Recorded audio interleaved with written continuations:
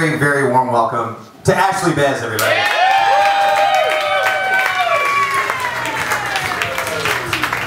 Hello, thank you. I got dressed up for you guys. As a woman standing in front of you, I know that maybe you're judging me, which is fine. Maybe even like rating me on the number scale. You guys have the number scale, right? 1 to 10? I feel like everyone knows what a 10 is, right? But like people don't really talk about what a 1 is. And I'd just like to say that I think it's the Benjamin Buttons baby. Because even a pedophile's like, looks like an old dude. So when it comes to like rating, like rating yourself, I feel like it really does vary by location. Because I spend a lot of time in Soho, in Manhattan, where there's just like models walking around the street, and I feel like in Soho I'm like a solid 5. But then like the rest of New York and the rest of Manhattan, I'm probably like a 6. Staten Island 7.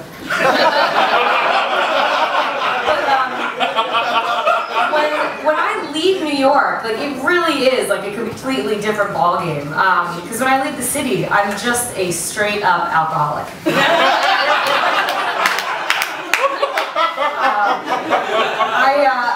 I hate to do this, but there's like a lot of people here right now. Maybe one of you can help me. I'm having trouble with my phone. I have an iPhone, and it's the iTunes application. And I'm trying to download an album, but I like can't find that button you push where you get the album for free if you slept with someone in the band.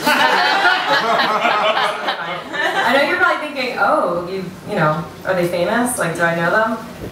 You guys know that literally anyone that wants to can upload an album to iTunes.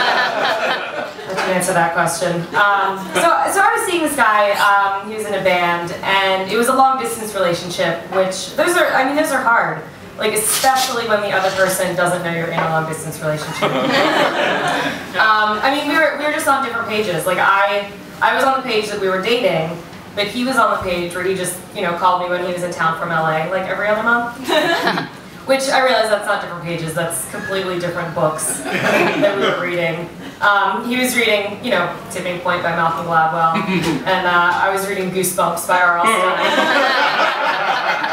Or he was reading any actual real book, and I was just reading a Mad Libs where I filled his the most terrifying Mad Libs you could find. So I was reading this thing about women. It was actually about women who cry in public. Which, okay, first of all, in New York, we don't have cars, okay? We cry on the street. That's just where we cry. But,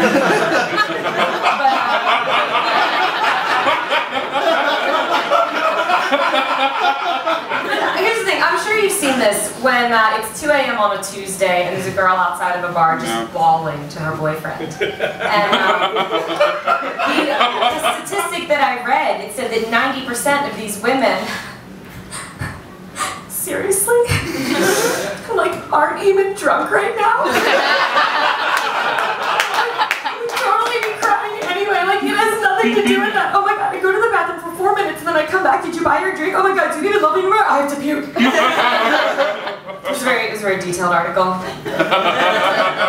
I read this other article about Subway sandwiches, and it said that if you're a sandwich artist, which they are, if they assemble your entire footlong without breaking eye contact with you get pregnant.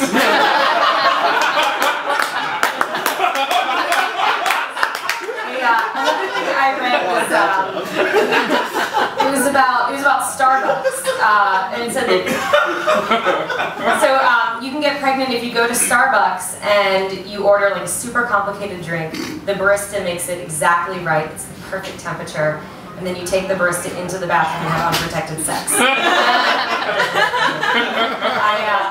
so I always use protection. I always use condoms. I was with a guy recently, and after he finished, he took the condom off, and I said, "Oh, hey, throw it in the trash can." Which, okay, first of all, not a thing I thought I had to say. Also, apparently I did because I found it just plopped on my nightstand. It gets worse. It was on top of a wedding invitation. So that I mean, that means one of two things, right? Either I'm going to that wedding, I'm gonna catch the bouquet, I'm gonna marry this guy that can't use trash receptacles, or I'm going to die alone by drowning in a sea of cum. And not like the fun way of drowning in a sea of cum. I'll be like at a medical research facility and slip on a banana peel and fall into a vat of cum.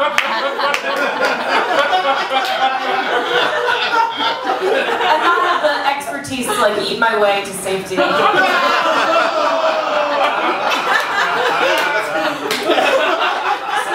Speaking of drowning in a sea of cum,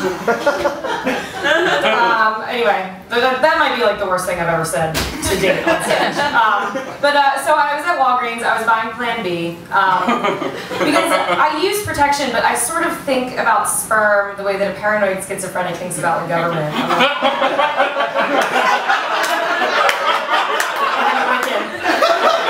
Break in and they're gonna ruin my life.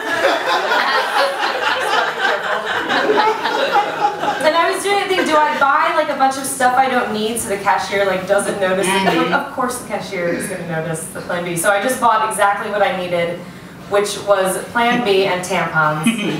Because nothing says positive thinking like buying those two things together.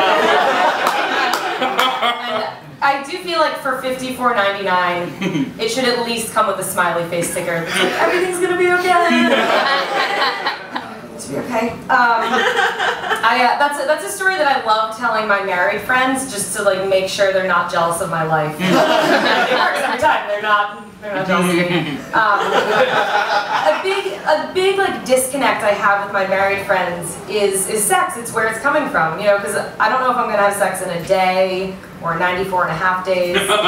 Clearly, I've counted that number before. I feel like for married couples, sex is like bumper bowling, you know, where there's the things on the side that like no matter how much effort you put forth, like you're gonna knock it off.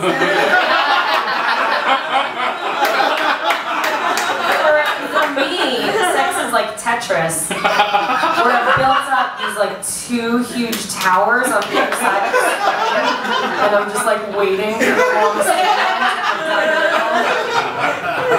Tension at the bottom. Doesn't even have to be a long skinny one. It can be like any size. Just like throw the condom in the trash can when you're done. One last thing I wanted to ask you guys, sort of a poll of the audience. How do you feel about blowjobs? Trying to like gauge how many men are in the audience. The people that receive them are like, yeah, they're great. Wait, is that a trick question? Or the people who give them are like, yeah, I don't know, whatever. Like, do you have anything else to ask me? Here's how I feel about blowjobs. I really feel like they've been misnamed. I would like to rename them blow internships. Much more appropriate. Because when you start a blow internship, you're like, ugh, what am I doing here? This sucks, for lack of a better word.